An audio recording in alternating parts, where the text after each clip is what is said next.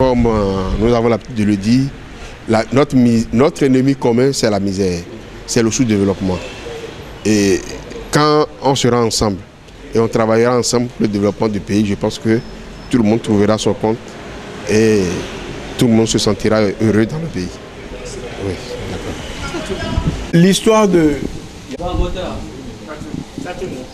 Alors, Richard Senou, vous êtes une personnalité qu'on représente. Vous, de votre point de vue, ce 1er août, comment l'abordez-vous? Je l'aborde... D'abord, je voudrais remercier les journalistes de Golf d'avoir pensé que Richard Senou existe encore. Et comme vous pouvez le voir, non seulement j'existe, mais je suis en très bonne santé.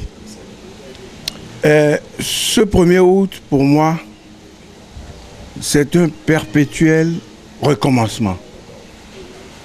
Tous les 1er août, depuis 5 ans à peu près, j'ai mal au Bénin.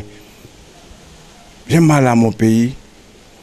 Et ce qui me rassure, c'est que je crois que les Béninois commencent à comprendre que le gouvernement ou le président Yahi Boni n'est pas le problème des Béninois et ne doit pas être le problème des Béninois. Le problème des Béninois, c'est les Béninois eux-mêmes. Qu'est-ce qu'ils veulent? Ils n'ont qu'à le dire. Notre pays est malade, tout le monde le sait. Hein? Vous avez vu aujourd'hui, il y a eu combien de chefs d'État étrangers qui sont venus? Vous me direz que celui qui est venu, bon, c'est le baobab de l'Afrique au sud du Sahara, le président Déby. Mais quand même. Donc, mon pays aujourd'hui est malade. Est malade d'un grand mal. Ce mal, c'est quoi?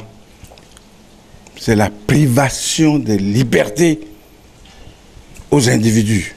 Il faut laisser les gens s'exprimer. Et en cela, je soutiens les magistrats dans leur lutte pour garder leur liberté et permettre à ce pays d'être dirigé dans la diversité. C'est très important d'avoir plusieurs courants dans un pays. Et c'est le conflit des courants qui fait la grandeur d'une nation.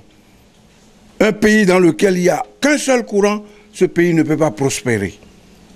Dans ces conditions, ce 1er août, pour moi, c'est l'opportunité de m'exprimer devant les Béninois, qu'ils sachent que Richard Senou existe encore et toujours, et il sera là chaque fois qu'il y aura des opérations de privation de liberté, il s'exprimera.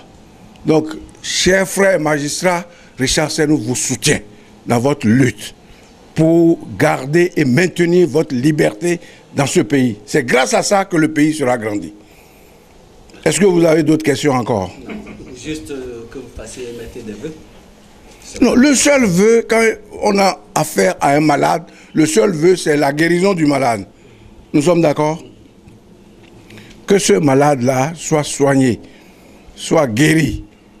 Et le diagnostic, nous le faisons tous les jours. Je suis en train de faire le diagnostic de la maladie du Bénin devant vous.